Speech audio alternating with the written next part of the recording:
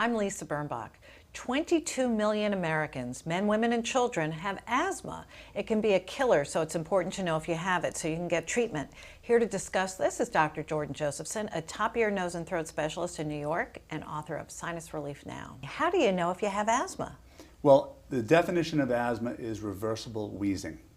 So if you wheeze at any time, whether it's while you're exercising, while you're walking, when you have your sinus infection and the mucus is dripping into your lung, you have asthma. What causes asthma?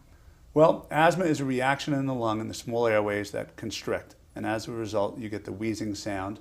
But asthma can be mild to where there's a little bit of a wheeze and maybe a little bit of constriction and tightness in your chest, or it can be status asthmaticus, where your lung shuts down and you can't breathe at all, and you could be on the verge of death. Will you have warning signs that you have early stage asthma, or can you go straight to that severe kind? Typically, for most of us that have asthma, we know that it starts up when our sinuses act up and all of a sudden we're in the middle of cough cold season.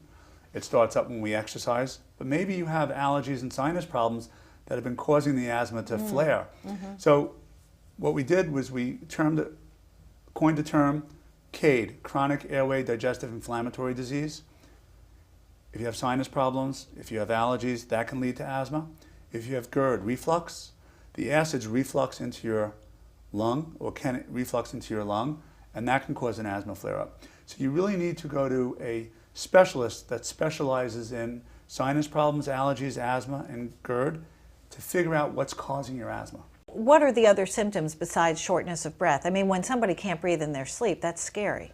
Yes, it is scary. For parents that have children that are severe asthmatics, they really need to go address it by speaking to their pediatrician and forming a team that can treat their asthma and the other problems that they're having, which are allergies, sinus problems, and maybe GERD.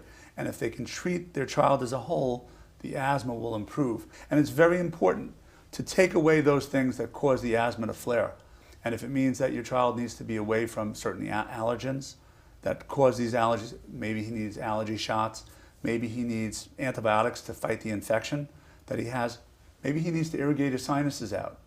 Whatever it may be, you need to make sure that you're on top of the game, because feeling like you can't breathe and feeling like you're suffocating is a terrible feeling. We read that in the inner cities of America, asthma is on the rise tremendously. Why is that? Huge. Well, the inner cities, they're more crowded. Allergies are ramping up with global warming all throughout the country. And then you have people living in buildings with mold, buildings with various hazards of inflammants and allergens and dust mites. Right. And so that's why in the inner city, and typically in the inner city, a lot of times we're talking about the lower socioeconomic groups. So they're not really able to get to the people to treat the asthma properly. And they're really treating their asthma as a, wow, this is really bad. I'm off to the emergency room, where they'll Band-Aid you, get you back on track, and send you out. But you're not really primarily treating your asthma on a chronic basis. You're doing it as an emergent basis. And that unfortunately happens in the inner city very often. So you say they're all interrelated. So how do you isolate? No, yes, this is asthma. This isn't allergy. This isn't sinus infection. This isn't anything else. Well, that's why it's so important to make sure that you find a physician, a doctor, that treats all of these problems. You really need to get a team leader, someone that understands asthma and its interaction with sinus problems and allergies and GERD.